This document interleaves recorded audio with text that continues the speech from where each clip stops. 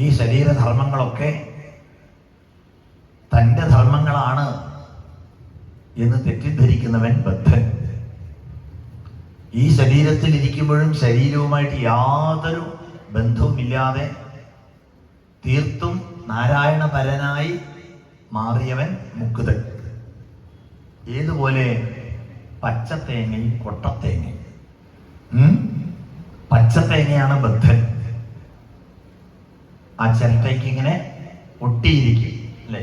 ലൗകിക ലോക വിഷയങ്ങളുമായിട്ട് എപ്പോഴും ഒട്ടിയിരിക്കുന്ന പച്ചത്തേങ്ങയാണ് ആര്?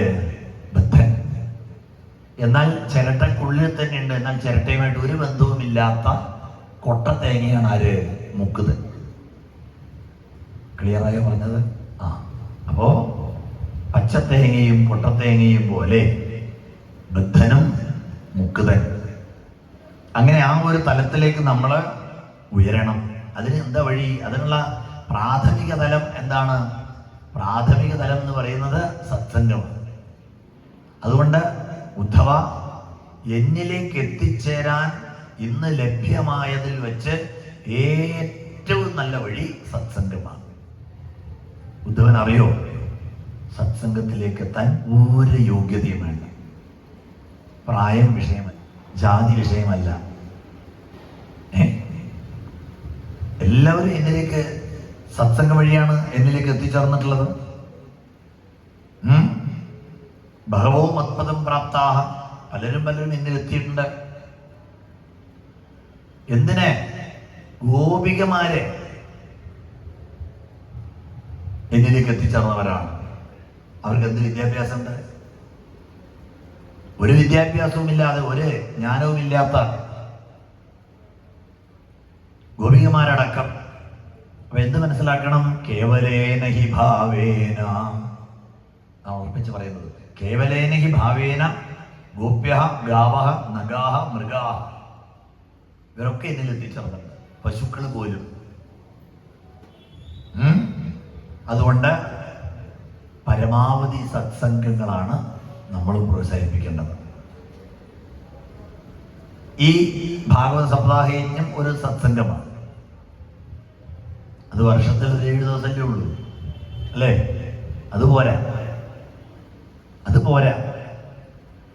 എല്ലാ ആഴ്ചയിലും 1 മണിക്കൂറെങ്കിലും ക്ഷേത്രത്തിൽ എല്ലാവരും ഒത്തുകൂടി സത്സംഗം നടത്താം. ഭക്തി എന്ത് ചെയ്യുന്നു? ഭക്തി പുനാതി, നമ്മളെ ശുദ്ധീകരിക്കുന്നതാണ് ഭക്തി.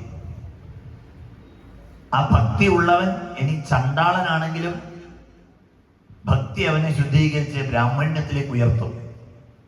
അതുകൊണ്ട് നല്ല ഭക്തൻ അവൻ ആരായാലും അവൻ ബ്രാഹ്മണ്യം തന്നെയാണ് എന്നവിടെ പറഞ്ഞു വെച്ചു. ന പാരമേഷ്ട്യം ന മഹേന്ദ്രദൃഷ്ട്യം പറയാണ് ഇവിടെ. എൻ്റെ ഒരു ഭക്തന് എന്താ വേണ്ടെന്ന് ചോദിച്ചു കഴിഞ്ഞാൽ, ശരിക്കുള്ള ഭക്തനാണെങ്കിൽ എന്താ പറയാന്നറിയോ? എന്താ പറയാ?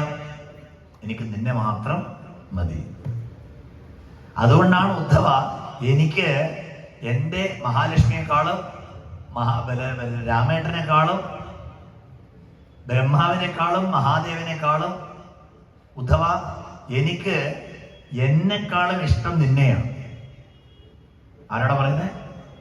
ഉദ്ധവരോട് പറയാം. എനിക്ക് എന്നെക്കാളും നിന്നെയാണ് ഇഷ്ടം. എന്താ കാരണം?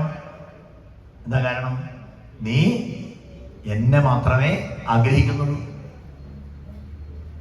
പറഞ്ഞ മനസ്സിലായില്ലേ? എന്നിട്ട് പറയണത്, ഞാൻ ഏറ്റവും കൂടുതൽ എൻ്റെ ഭക്തനെ സ്നേഹിക്കും. ഏത് ഭക്തൻ? ഒന്നും ആഗ്രഹിക്കാത്ത ഭക്തൻ. നിരപേക്ഷം മുനിം ശാന്തം നിർവൈരം സമദർശനം അനുവ്രജാമ്യഹം നിത്യം ഓയേത്യഗ്രഹീണമേ. അങ്ങനെയുള്ള ഭക്തനെയാണ് എനിക്ക് ഏറ്റവും ഇഷ്ടം.